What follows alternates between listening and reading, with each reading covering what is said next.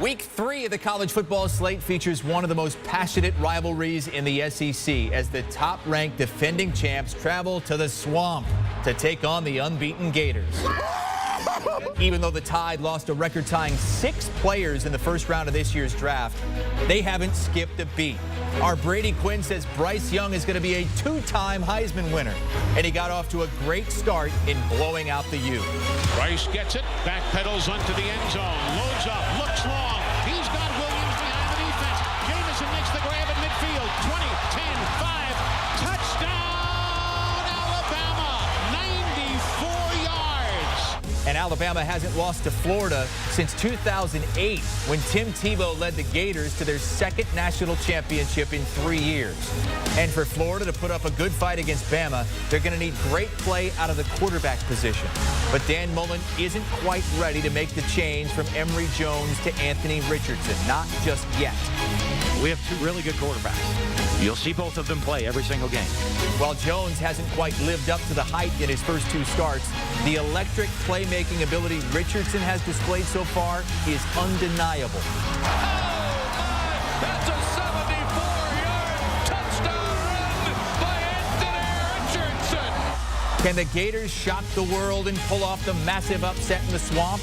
Or will Saban and the Crimson Tide make it 8 in a row against Florida? We're in for a big-time clash in Gainesville on CBS. Here we go.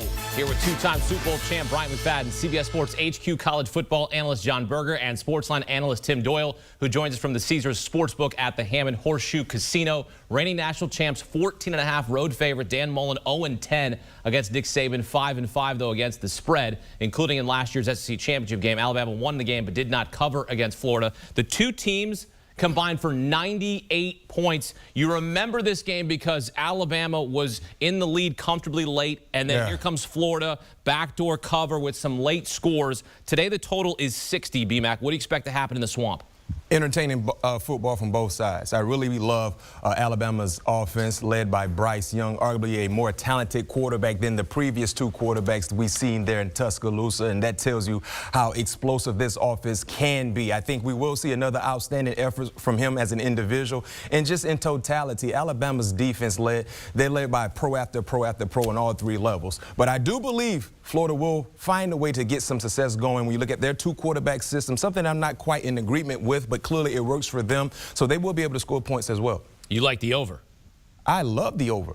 I love the over. The thing about the over, when you look at this game, Hakeem, 14.5, you talk about Alabama having issues covering against Florida over the last few ball games, especially a year ago in the SEC championship game. But when you talk about this game, particularly speaking, Alabama's offense is averaging 46 points per ball game. So one would assume they're likely to score at least 38 to 40 points, and Florida's offense will put points on the scoreboard as well. And then when you look at the factor when both teams face off against each other, I mean, the over has hit the last 5 matchups between both ball clubs. So I think this will be an entertaining ball game. I'll go over.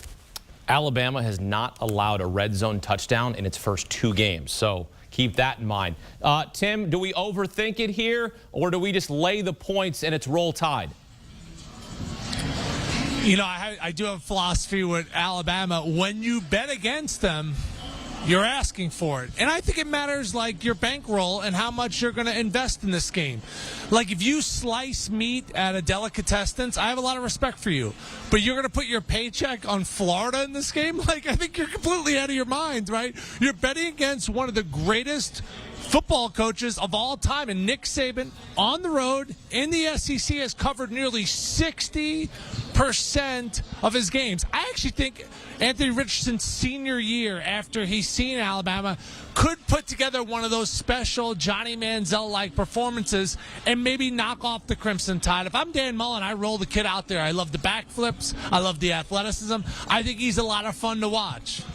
But when you bet against Alabama, I just think you're making a massive mistake. Look what they did to Miami. It was never a game, and then they just kind of toyed around with Mercer. You know, I get that you're getting 14.5 points at home, but I've learned the hard way too many times at Alabama. It's simple, Hakeem. You either bet Alabama or you don't bet the game. There was a guy here out at Hammond who asked me who I liked today. he had tattoos on his face. And he said, who do you like in the Alabama game? I said, I like Alabama. He goes, I like Florida. And I got scared. I went, I guess I like Florida too. Tattoos on the face is always a scary thing for me. I do like Alabama. If you're watching, guy with the tattoos on his face, I guess I like Florida.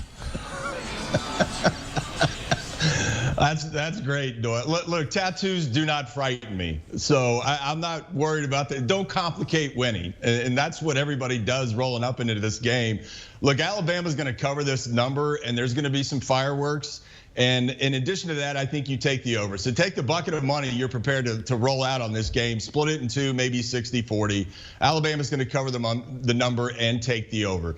Biggest thing for me, guys, is we talk about overcomplicated winning. I've never seen a two-quarterback system work at a premier level for any period of time. It makes no sense to me. At some point in time, you've got to make a commitment. The team's got to understand who their identity is offensively and how they're going to attack teams. I don't buy it. I think they need to make a decision. On top of that, I think Alabama's offensive line, you guys mentioned it earlier, the offensive line against Miami was ridiculous. I really expected a drop-off coming out of last year with everybody going to the NFL, only bringing 3 starters back. I haven't seen that.